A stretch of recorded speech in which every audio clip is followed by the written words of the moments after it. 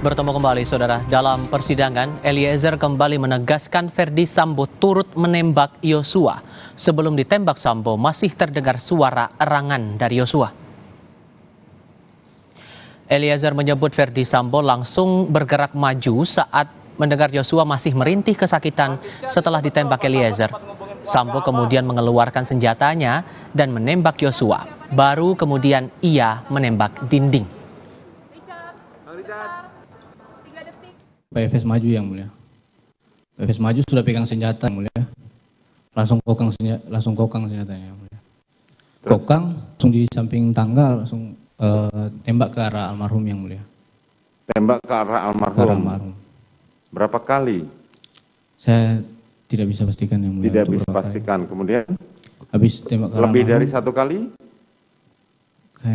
Saya tidak bisa juga yang mulia. Tetapi yang jelas saudara mendengar suara tembakan letusan senjata dari tangannya Ferdy Sambo ke arah tubuh korban. Betul yang mulia. Ahli balistik Arif Sumirat menjelaskan menerima 10 selongsong peluru terkait kasus penembakan Yosua. Hasil uji balistik teridentifikasi 8 selongsong peluru berasal dari jenis Glock dan 2 selongsong peluru dari jenis HS. Saksi ahli balistik mengungkapkan adanya sudut tembakan dan proyektil yang merupakan hasil tembakan mengarah ke bawah. Kita bisa bandingkan adalah anak peluru yang tertinggal di punggung hasil otopsi yang mulia. Ya. Itu kita bandingkan dan itu identik dengan Glock yang mulia. Glock. Siap yang mulia. Sementara yang proyektil yang ditemukan oleh Polres Jakarta Selatan, apakah itu berkaitan yang keluar dari proyektil yang ditemukan dari tubuh korban? Betul yang mulia. Jadi yang dari Polres Jakarta Selatan itu senjata plus proyektil yang mulia, semuanya kirim ke kita yang mulia. Jadi sekali pengiriman itu ada 2 senjata, kemudian ada peluru, selongsong dan serpihan yang mulia. Oke, berarti disimpulkan pada di lokasi TKP ya di TKP dan di tubuh korban itu ditemukan proyektil dari jejak laras 2 senjata tersebut. Siap, betul yang mulia. Yaitu jenis HS dan Glock yang mulia. Lebih lengkap untuk mengulas temuan dari ahli balistik dalam persidangan, kita terhubung dengan mantan Kabareskrim Polri Komjen Purnawirawan Ito Sumardi. Pak Ito, apa kabar Pak? Baik, Mas Iva, selamat sore. Soal tembakan mengarah ke bawah, analisis Anda apakah ini ada upaya menembak dari arah lain, tempat lain, atau mungkin Anda punya analisis lain?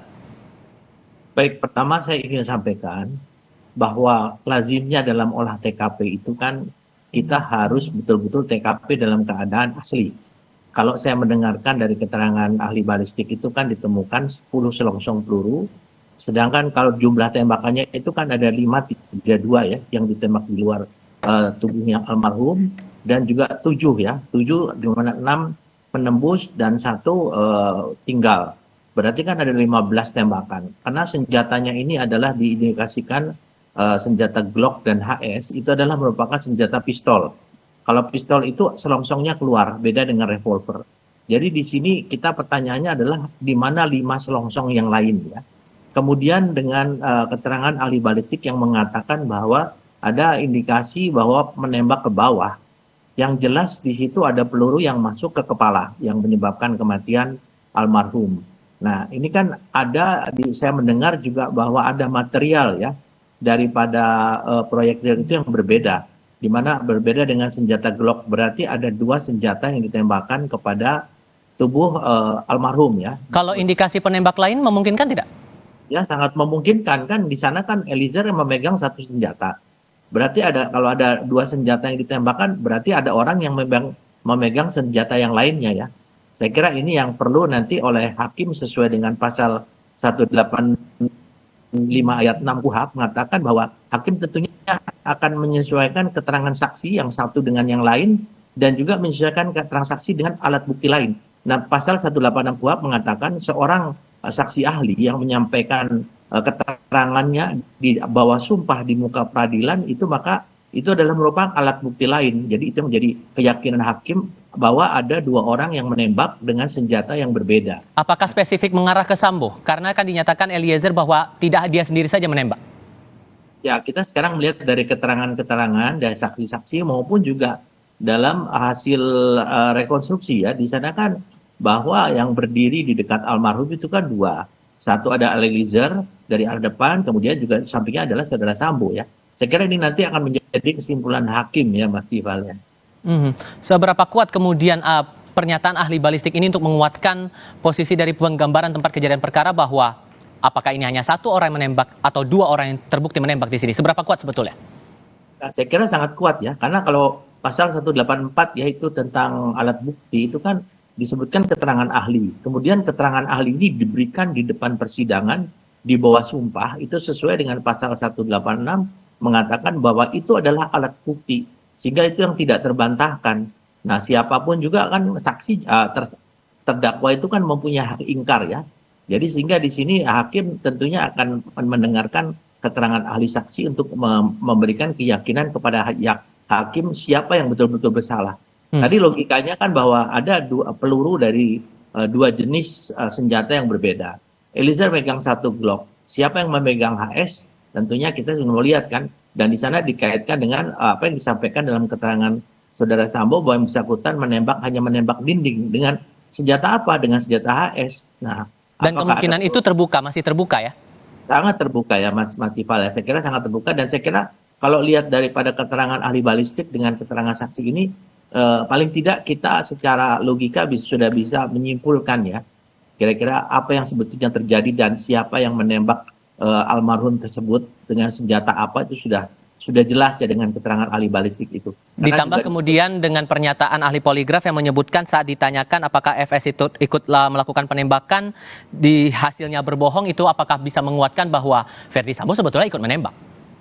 Kan disampaikan oleh ahli poligraf bahwa akurasinya itu kan 93% ya. Jadi saya juga beberapa kali sudah membahas bahwa untuk tes poligraf itu juga tidak bisa menjadi sesuatu kebenaran yang mutlak. Beda dengan mungkin ahli balistik ya, dengan balistik kehakiman ataupun forensik, kedokteran forensik, itu adalah satu bukti-bukti yang tidak terbantahkan ataupun dari digital forensik. Tapi kalau poligraf ini masih bisa kemungkinan salahnya ya, menurut saya ya. Jadi tidak mutlak ya. Jadi di sini dilihat saja dari ahli balistik, kemudian juga dari kedokteran forensik ya, melihat penyebab korban meninggal. Kalau balistik ini kan dia bisa menggambarkan arah daripada peluru masuk, arah peluru keluar ya, dari depan, dari belakang, berapa jaraknya, dari sudut mana, itu mereka sudah menggunakan alat-alat yang sangat profesional ya, baik menggunakan sinar laser ataupun menggunakan tali ya. Iya, hal lainnya nih Pak Ito, dengan sudut tembakan mengarah ke bawah, apakah ini bisa disesuaikan dengan posisi terdakwa sementara tidak ada rekaman CCTV di tempat kejadian perkara? Sangat bisa. Kan yang pertama adalah keterangan dari saksi di mana posisi dirinya. Kemudian yang kedua ada yang namanya rekonstruksi. Rekonstruksi kan di sana dilihat jarak daripada, dikaitkan dengan sudut peluru masuk ya, sudut tembak peluru masuk dan jaraknya, sehingga di situ akan terjawab bahwa kira-kira siapa yang menembak ke arah mana. Baik. Ya, apakah bagian badan atau ke arah kepala ya, dari arah belakang atau dari arah depan, yaitu akan sangat mudah menurut saya untuk disimpulkannya, meskipun di keterangan-keterangan tersangka mungkin menolak ya ataupun membantah ya. Demikian Mas. Dan sepenuhnya ada di tangan hakim. Pak Ito Sumardi, terima kasih banyak sudah berbagi sudut pandang bersama kami di Kompas TV. Sehat selalu Pak. Ya. Informasi berikutnya usai jeda, tidak terima partainya gagal verifikasi.